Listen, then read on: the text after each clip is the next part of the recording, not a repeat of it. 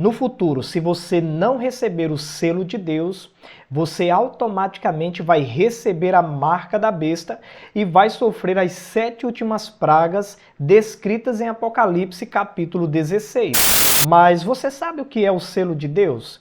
Quem receberá o selo de Deus? Como será feita a obra de selamento? Se você tem dúvidas sobre esse assunto, esse é o vídeo certo que você precisa assistir. Eu sei, esse assunto é muito interessante, por isso peço que você me acompanhe nesse vídeo até o final. Bom, o selamento do povo de Deus é uma resposta a um questionamento feito pelos ímpios, aqueles que se perderão no dia da volta gloriosa de Jesus. Ao abrir-se o 6º selo, nós temos ali uma descrição da volta de Jesus, e aí no capítulo 6 de Apocalipse, versículo 17, os ímpios falam o seguinte: porque chegou o grande dia da ira deles, e quem é que pode suster-se? Então é a pergunta dos ímpios. Jesus voltou, chegou o dia e a hora da volta de Jesus. Quem poderá se salvar? Quem continuará de pé diante do Senhor? Aí você tem uma pausa entre o 6º selo e o 7º selo. E essa pausa é marcada justamente pelo selamento do povo de Deus.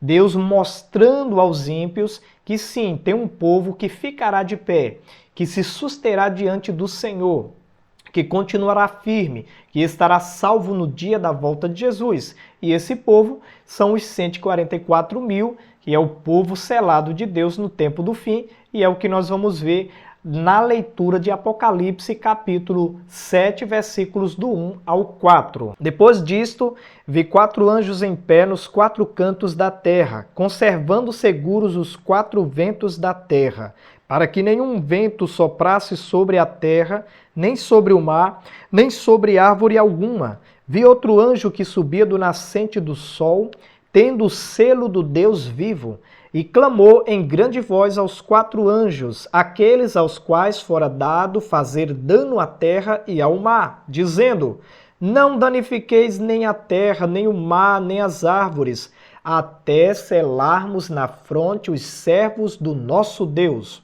Então ouvi o número dos que foram selados, que eram 144 mil, de todas as tribos dos filhos de Israel. Bom, que texto interessante. Eu preciso, antes de explicar ponto por ponto, deixar claro para você que o livro do Apocalipse é um livro profético, escrito em uma linguagem simbólica. Então, o Apocalipse vai usar símbolos, né, para poder descrever uma realidade.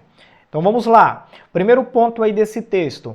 Você tem aí a figura de 4 anjos. Esses 4 anjos representam agentes divinos no mundo que estão controlando as forças dos anjos maus, né, de Satanás e seus anjos, para que eles não destruam esse planeta completamente. Então esses 4 anjos, eles representam a proteção de Deus nesse planeta Terra. Nós temos aí também 4 cantos, né? Parece que a Terra ela é quadrada, mas nós aprendemos que a Terra é um globo. O que significa isso? Essa expressão 4 cantos diz respeito aos 4 pontos cardeais da Terra, norte, sul, leste e oeste. Então, os 4 cantos da Terra quer dizer o planeta inteiro. Nós temos aí também 4 ventos.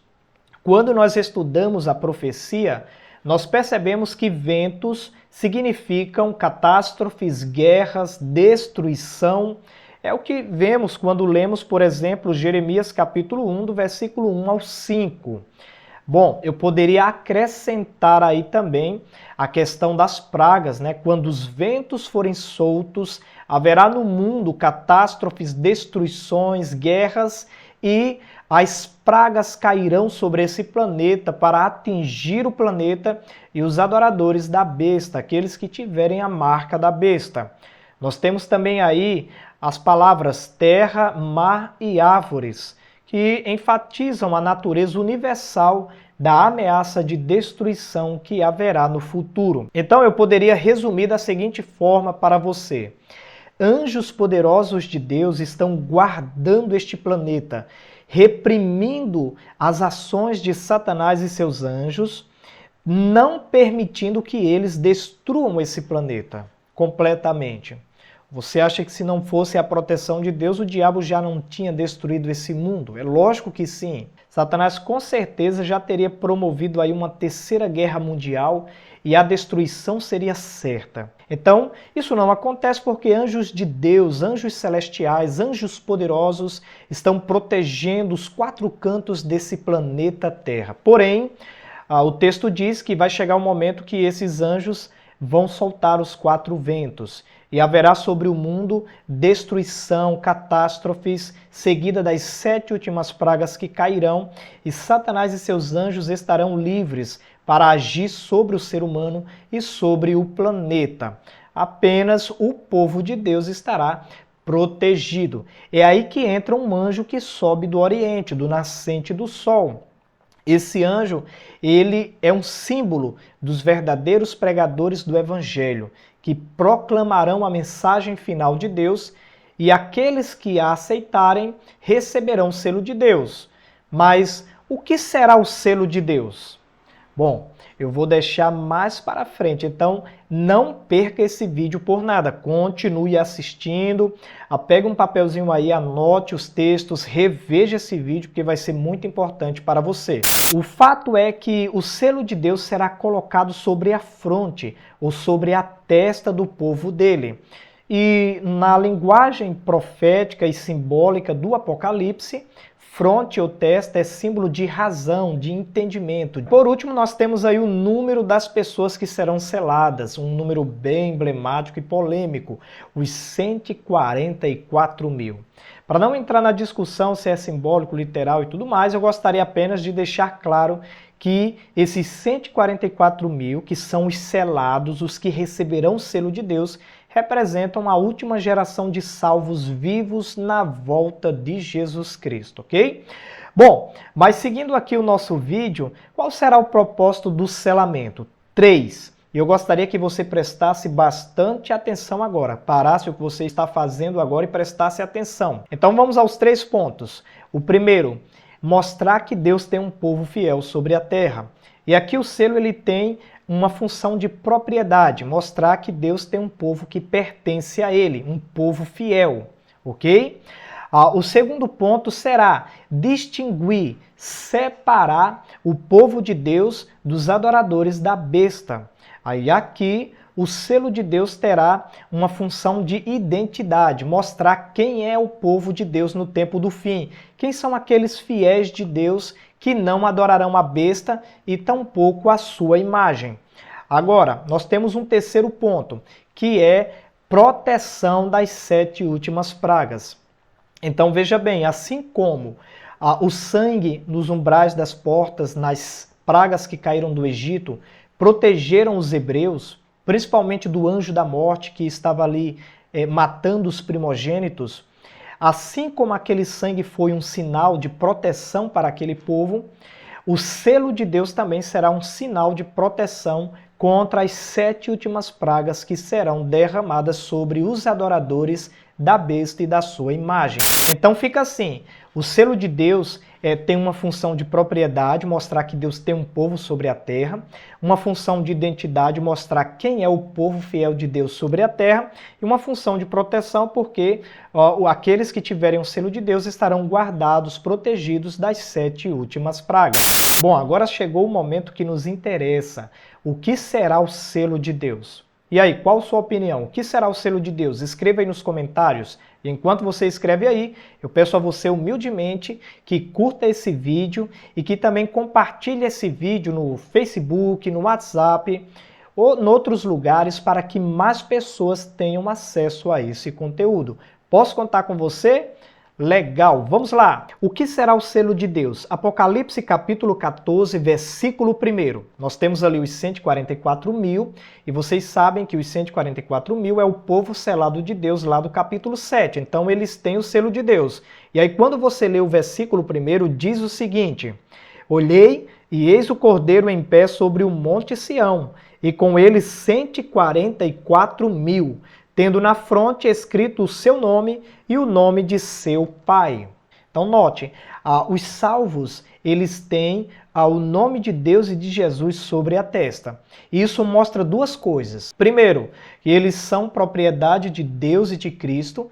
E segundo, que eles têm o caráter de Deus e de Cristo. Eles refletem o caráter de Deus e de Cristo.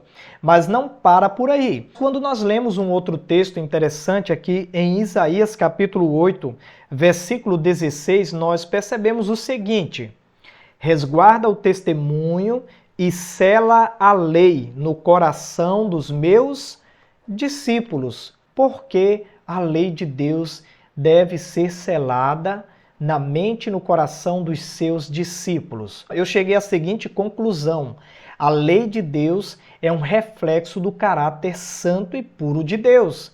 O caráter de Deus está refletido na sua lei. Só para você ter uma ideia, Deus é santo, justo e bom, ok?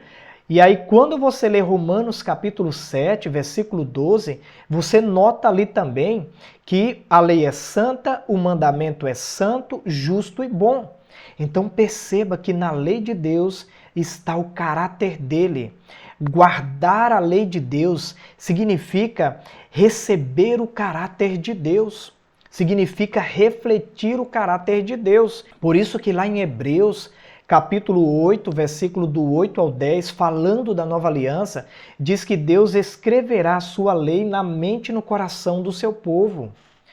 E se você quer se aprofundar, olha, Apocalipse capítulo 14, versículo 1, mostra os 144 mil. E aí quando você lê o verso 12, diz assim: aqui está a perseverança dos santos, os que guardam os mandamentos de Deus e a fé em Jesus.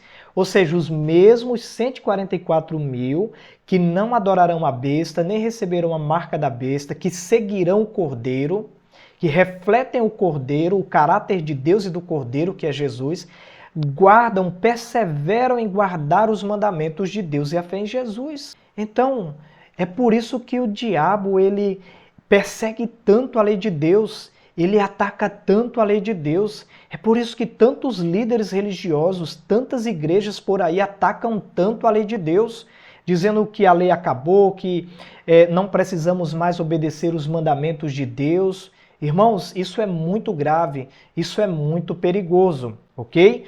Então, nós podemos entender que o selo de Deus será o caráter de Deus refletido no seu povo através da obediência aos seus mandamentos, à sua santa lei.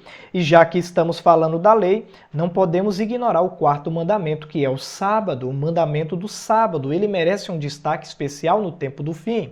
Por quê? Porque um selo antigo, ele tinha três características. O nome da pessoa, a função dessa pessoa e a jurisdição ou o território de domínio dessa pessoa. Por exemplo, Nabucodonosor, rei de toda a Babilônia. Era assim que os selos antigos eram, né? Em forma de anel, eles geralmente selavam. Você tem ali o rei Dario selando aquela pedra que fechou a cova dos leões onde Daniel estava. Ali você tinha o nome do rei, a função dele e a jurisdição dele. E se você for olhar para os 10 mandamentos, o mandamento do sábado é o único que tem essas três características, porque ali fala de Deus como o Senhor. Leia lá, Êxodo capítulo 20, do versículo 8 ao 11. Fala que Deus é o Senhor, o nome, fala que Deus fez, ou seja, é o Criador, a função, e fala o território de domínio, céu, terra e mar e tudo que neles há. Então, irmãos, vale a pena aprofundar esse assunto, estudar mais a fundo e entender que o selo de Deus no tempo do fim vai ser o caráter de Deus refletido sobre o seu povo através da obediência fiel à sua santa lei, aos 10 mandamentos, em especial ao mandamento do sábado, que tem as três características de um selo e que aponta para Deus como o Deus Criador. Por isso, que lá em Apocalipse capítulo 14, versículo 7 diz: adore aquele que fez o céu, a terra, o mar e as fontes das águas. Então, pessoal, esse foi o vídeo de hoje e o meu sincero conselho para você é: busque mais conhecimento sobre profecia. Aqui no Bíblia Eficaz, Tem alguns vídeos, está aparecendo aí para vocês, e vale a pena assistir. Estude esse assunto mais a fundo, ok? Sobre o selamento do povo de Deus. Busque obedecer à lei de Deus. Busque guardar os mandamentos de Deus, que são santos, justos e bons. Busque viver uma vida santa diante de Deus. Busque ser fiel a Deus, porque aí quando vier a obra de selamento, você certamente será selado e fará parte do povo de Deus, os 144 mil.